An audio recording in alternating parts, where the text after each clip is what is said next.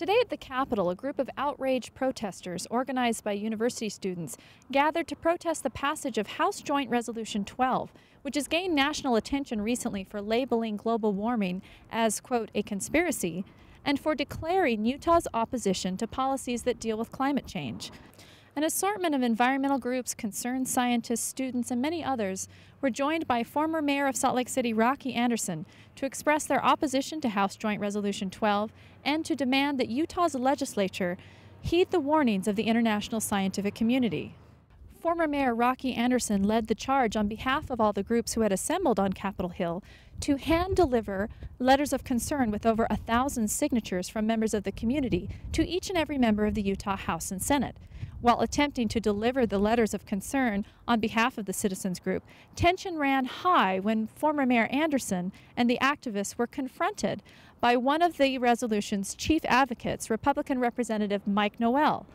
This heated exchange ensued. You got all the young, impressionable kids, huh? I'm not against clean energy, okay? Don't try to put that on me, because I'm not against clean energy. But I don't consider CO2 as a pollutant, okay? Unless you buy into anthropogenic global warming, which I don't. I'm not saying the climate's not changing. I'm just saying that I don't think CO2 has that much to do with it, okay? And there's a lot of people out there that believe the same way I do. Okay, this isn't a matter of belief. The Intergovernmental Panel on Climate Change. Intergovernment, go ahead. Every single nation's science academy, industrialized nations science academy, including our own meteorological association in this country, top Utah scientists, dozens of them, are all in agreement. Like the Himalayan glaciers are going to melt in 35 years? They're not. They are melting. They are melting. I suggest that you look at the. What did the IPC report say? I suggest that you. I suggest that you look at the World Glacier Monitoring Service. The World Glacier Monitoring Service, which is a very reputable organization. I'm not pointing my finger. Yes, you are. Okay. Here's my position on this, all right? Here's what it is. First, do no harm. Let's don't put our economy in a tailspin. It already is. Let's make sure. Excuse me, sir. I'm talking. I know you want to China. I know you want to be in charge, but I'm talking to Mr. Anderson. Okay? We're in the House lounge here. Let's have some respect. Okay? Anyway, that's what I'd like to do, Rocky, if we could. Well, keep talking to each other. Yeah, we do need to. We got 10% of our people out of work. Don't you care about that? Of course I do. Okay. Well, it's not raising the power and the cost of energy is not going to put more and more people to work with good jobs, with a clean, renewable energy economy. But what's the base load supply to back up wind and solar power? And you know you have to have it because the wind doesn't always blow. What you need is a grid.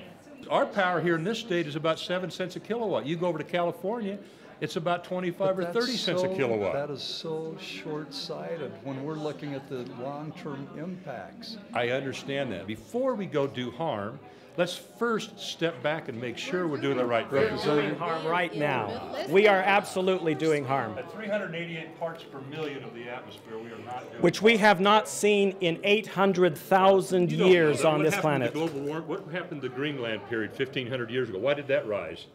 Why did the temperature rise then? It didn't rise like it's rising now. You don't know that. It's never. The data shows that. Between about 180 and 280 parts per million, back 800,000 years. We're talking about a level of CO2 that we have not seen in almost 1 million years.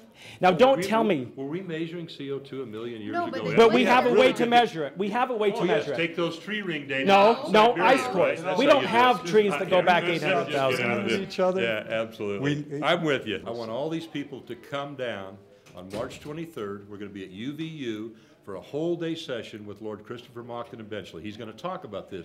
You'll have an opportunity to talk about it. All you scientists can step up to the plate. You can argue with him.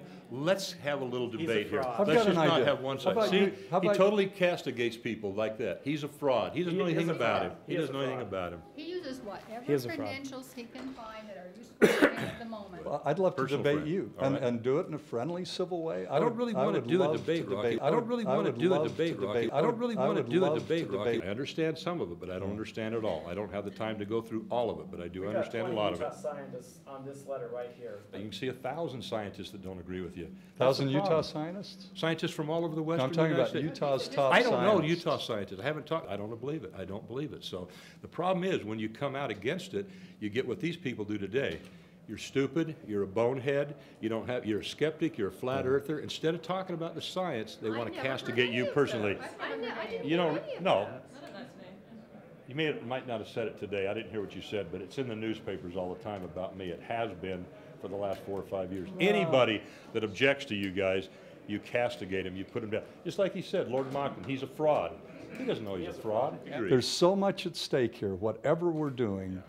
And that's right. We have got to be able to sit down, look at the information, and apply our common values and find solutions. We already got into it here a little bit.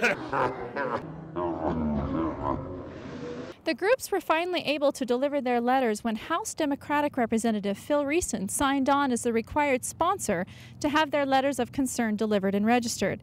Now, whether or not these citizens' concerns actually get addressed is a different matter entirely. Many of the activists that we spoke to up here today said the sentiment towards them on the Hill seemed to be, quote, prehistoric. And that may be best summed up with a quote from Republican Representative Alan M. Christensen, who in reference to global warming declared, quote, everything is being taken care of by a higher power. I think that's wrong. There's 1,000 things we're doing wrong around here, and we need to clean up our act, but that doesn't mean that necessarily that we are causing climate changes on the earth. But the atmosphere is so tiny, and putting all these greenhouse gases is retaining the heat. And every American Science Academy, every industrialized nation Science Academy, and all these Utah scientists all are in agreement. I'm not. Reporting for EnviroNews, I'm Monica Bellinger.